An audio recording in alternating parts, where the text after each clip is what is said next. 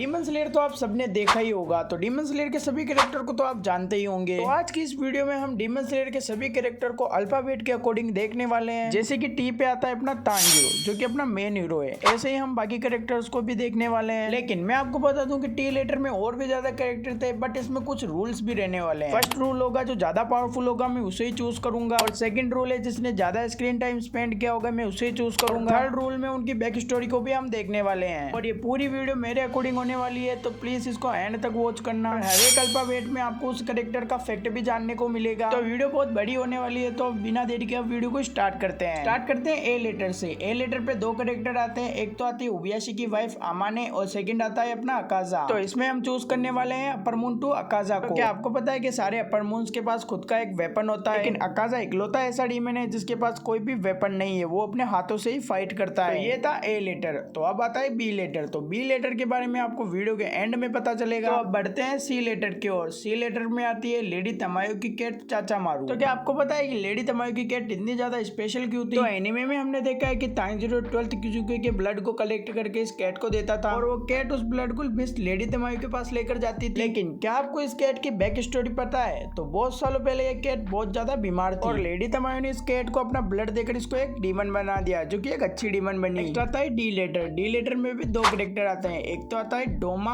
और दूसरा आती है डाकी। तो इनमें से मैं चूज करने वाला हूँ डोमा। तो डोमा की बैक स्टोरी इतनी ज्यादा सैड नहीं है। तो डोमा के बारे में फैक्ट ये है कि ये अकाजा के बाद डीमन बना, फिर भी अकाजा से आगे निकल गया क्योंकि ये लड़कियों को खाता था और अकाजा लड़कियों को नहीं खाता था। तो अब बढ़ते हैं अगले लेटर की ओर। अगला लेटर आता है ई लेटर। लेटर में आता है एनमू। एनमू का फैक्ट ये है कि इसका ब्लड डीमन आर्ट काफी औसम है, जिसमें किसी को भी फंसाकर कोई भी सपना दिखा सकता है। तो अगला लेटर आता है एफ लेटर। एफ लेटर में आती है फूकू। इसके बारे में मुझे ज्यादा तो नहीं पता है, बट ये मुगेन ट्रेन वाले आर्क में दिखाई दी थी। तो अब बढ़ते हैं अगले लेटर की ओर। अगला लेटर आता है अपना जी लेटर। जी लेटर में 4 कैरेक्टर आते हैं, जो कि है ग्यू, ग्योको, ग्योमे और गेन्या। तो इसमें से मैं चूज करने वाला हूँ स्टोन आशिरा ग्योमे को। तो ग्योमे के बारे में बता दूं कि वो पूरी तरीके से ब्लाइंड है, उनको कुछ भी नहीं दिखाई देता है क्योंकि एक बीमारी की वजह से उनकी आंखें चली गई थी, लेकिन फिर भी उसके रिफ्लेक्सेस इतने ज्यादा स्ट्रॉन्ग है कि उसे बिन देखे कुछ भी पता चल जाता है। और मांगा के अंदर ग्योमे की तारीफ करते हुए कोकोशिबो ने भी कहा था कि 300 सालों में से उसने ऐसा बंदा नहीं देखा जो कि इतना ज्यादा स्ट्रॉन्ग है। तो नेक्स्ट लेटर आता है अपना एच लेटर। एच लेटर में आता है हान टेंगू। हान टेंगू अपर मून 4 है, जो कि बहुत ज्यादा पावरफुल है। तो हान टेंगू अपने इमोशन से 4 अलग अलग क्लोन्स बना सकता है, और उन चारों क्लोन्स को मिलाकर वो जोहाकुटेन बना सकता है। और सीजन 3 में हमने देखा था कि इसने तांजीरो और बाकी सबको कितना ज्यादा परेशान किया था। तो मुजान ने भी इसकी तारीफ की थी क्योंकि इसकी वजह से पता चल पाया कि नेजुको सन से इम्यून है। और मार्क अवेक्ड मिस्चूर भी इसके आगे रोने लग गई थी एंड में। तो अब बढ़ते हैं अगले लेटर की ओर। अगला लेटर आता है आई। आई लेटर में आता है अब सबका प्यारा इनोस्के। तो क्या आपको पता है कि इनोस्के जो मास्क पहनता है वो आखिर उसको किसने दिया? तो इनोस्के जब छोटा था